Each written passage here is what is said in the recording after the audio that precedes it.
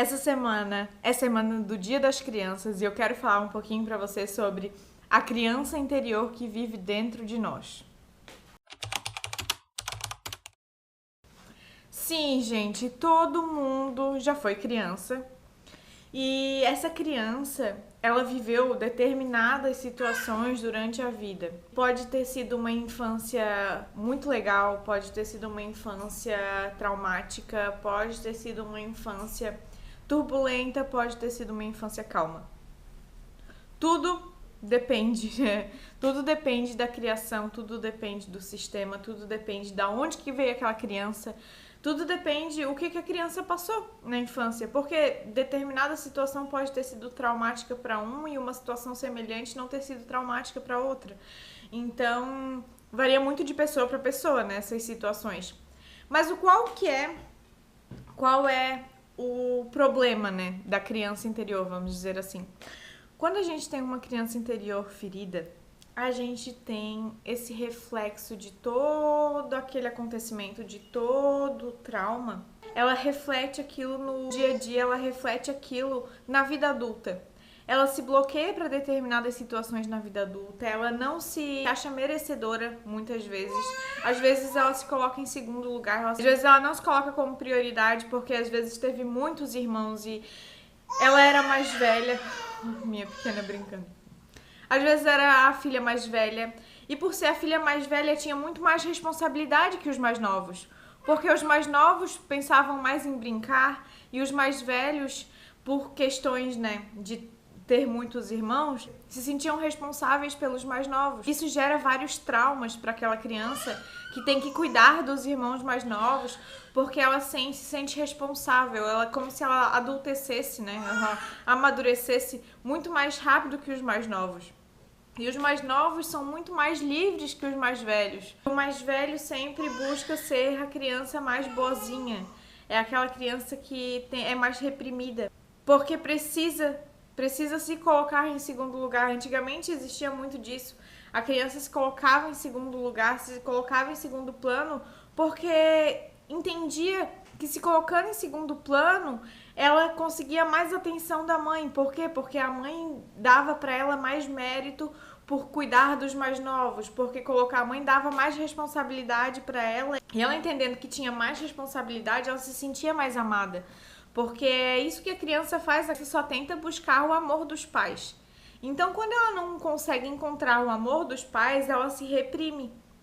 Ela se reprime e se anula, porque é como se ela tivesse uma mensagem inconsciente dos pais dizendo para ela que primeiro o outro, depois ela. Isso faz com que a criança cresça se colocando em segundo lugar e quando chega na vida adulta é uma mulher que vai se colocar em segundo lugar e se torna a tal da boazinha. Porque ela foi uma ótima filha, ela foi uma filha excelente, ela sempre se colocou em segundo lugar e colocou os outros em primeiro lugar. Porque ela olhava para os pais e conseguia entender que, nossa, o problema dos meus pais é muito maior que o meu. A criança, ela tenta chamar a atenção dos pais. E quando ela é criança, ela tem os problemas dela, só que ela entende que os problemas dela são pequenos do lado dos problemas dos pais. Então, quando ela olha para o pai e para a mãe e o pai e a mãe não dão devida atenção, não conseguem dar a visibilidade que aquela criança quer para determinada situação, acontece isso, a criança olha para o problema dela e diz: o meu problema é pequeno, o meu problema não tem importância. O que tem importância é o problema da minha mãe e o problema do meu pai. Porque eles sim têm um problema de verdade. Então essa mulher, que é muito boa filha, ela chega na vida adulta e ela acha que o problema de todo mundo é pior que o dela. Ela sempre dá prioridade pro problema dos outros e nunca dá prioridade pro problema dela. Ela vive reclamando, mas nunca recebe ajuda. Por quê? Porque ela cresceu tendo que ser independente. Ela cresceu ela fazendo pelos outros e não os outros fazendo por ela. Então, quando ela tá em uma situação em que ela precisa de ajuda, mas ela não consegue pedir ajuda e também não consegue receber ajuda, dentro das leis sistêmicas, isso fica descompensado, porque ela só sabe se doar para os outros e não sabe receber. Os relacionamentos dela nunca têm equilíbrio.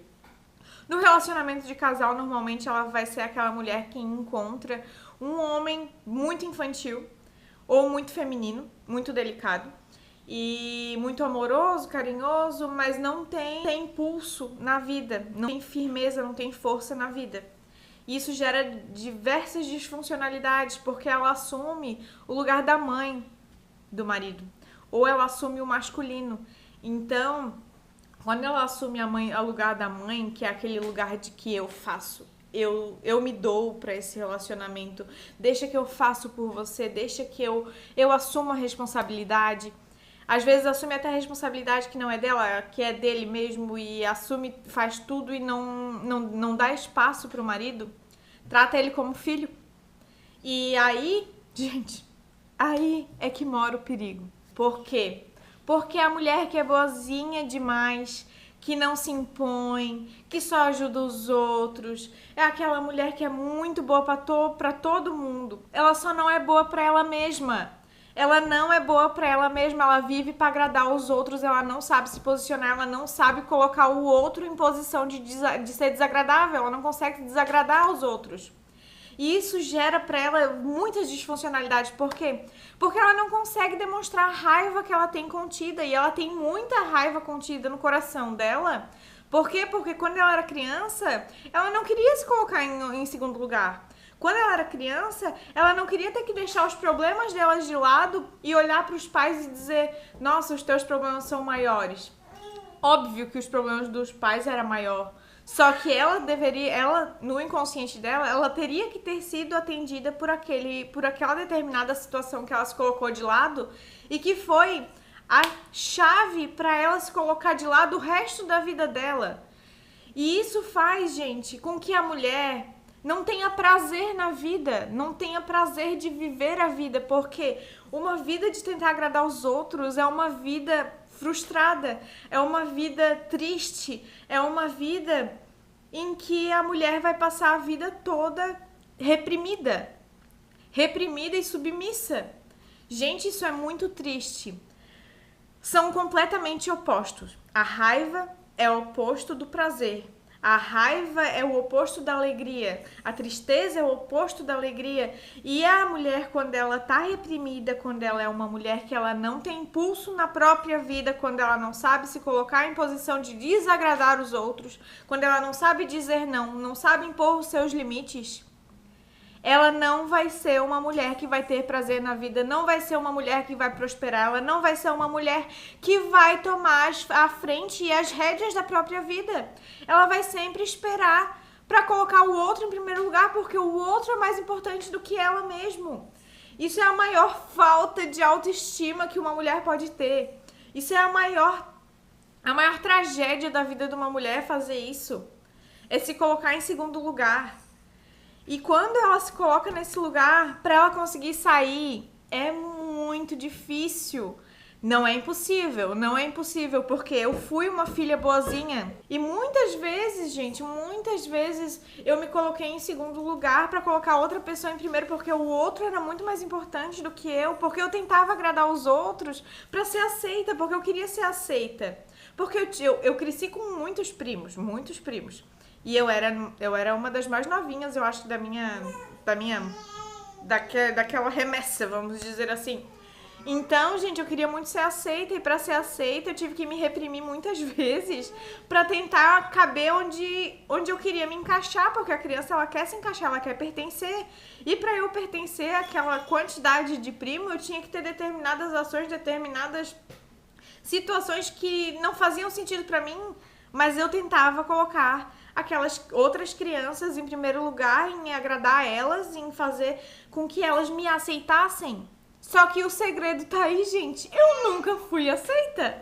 E eu cresci sendo meio que a ovelha negra das primas, eu cresci sendo a diferente, eu cresci tentando ser aceita e eu nunca fui. Hoje eu percebo que eu nunca fui aceita e graças a Deus eu nunca fui aceita. Por quê? Porque eu consegui buscar o meu próprio caminho. Quem tenta ser aceito demais, quem consegue, né? Principalmente quem consegue ser aceita demais, se coloca num lugar em que não consegue mais sair, porque quando tu tem a sensação de ter sido aceito pelos outros, tu se coloca numa zona de conforto. Se coloca em um lugar confortável, um lugar gostosinho, sabe? E é um lugar que tu não cresce. Porque dentro da zona de conforto a gente não cresce, a gente não consegue evoluir. Então eu não estar dentro da minha zona de conforto fez com que eu crescesse e amadurecesse muito rápido. Por ter sido uma criança que cresceu no meio de muitas crianças, porque a minha família é gigante, tenho muitos primos, eu fui uma criança boazinha. E quando eu cresci, eu fui uma mulher boazinha, eu fui uma profissional boazinha, eu fui boazinha em todas as áreas da minha vida. E qual que é o problema da boazinha? A boazinha é boazinha demais, a boazinha, ela não quer desagradar. A boazinha, ela deixa o outro invadir o limite dela. A boazinha, ela chama pra vida dela pessoas que vão sugar, vão fazer de tudo pra, assim, tirar ela do controle, pra fazer com que ela se irrite. Eu era boazinha até determinado ponto. De determinado ponto em diante eu era bem estressada e bem irritada. Essa que é a verdade. Mas eu fui boazinha sim. Eu me encontrei muitas vezes no perfil da boazinha. Só que por eu ser muito estressada, isso é verdade, gente. Eu era muito estressada. Muito estressada. Acaba que eu conseguia demonstrar a minha raiva. Só que ao mesmo tempo eu vivia me sentindo excluída. E isso também não faz bem. Então, tudo que a gente passa na nossa infância, a gente repete na vida adulta.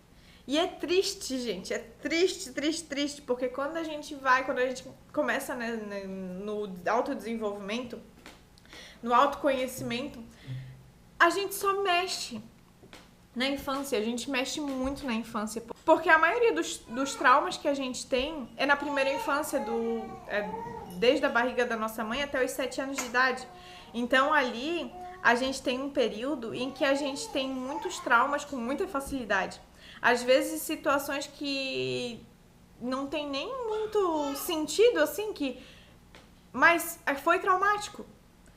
Coisas que hoje a gente, como adulto, a gente sabe que não tem nada a ver, mas gerou um trauma. E, automaticamente, a gente vai repetindo aquilo em todos os relacionamentos, em todas as áreas da vida, até que a gente canse, que doa o suficiente pra gente conseguir buscar fazer diferente. Que a gente consiga olhar... Que foi, amor? Até que a gente consiga pegar e fazer diferente. A gente consiga olhar para aquilo e curar. Que a gente busque a cura para aquela situação. É isso que acontece. As pessoas surgem na nossa vida exatamente para isso. Para fazer com que a gente consiga olhar para as nossas dores da infância para curar elas. A gente vai repetindo aquilo até a gente criar força para curar. Então, tudo que acontece na nossa vida adulta que desagrada a gente tem que pensar bem, fazer uma reflexão, uma meditação e buscar, assim, o que aconteceu na minha infância que eu repito tantos ciclos na minha vida adulta. Claro, existem diversas coisas como os padrões de dentro do sistema. Existem diversas coisas que a gente pode olhar para dentro do sistema e buscar uma solução, né? Uma expansão de consciência para conseguir entender determinadas situações.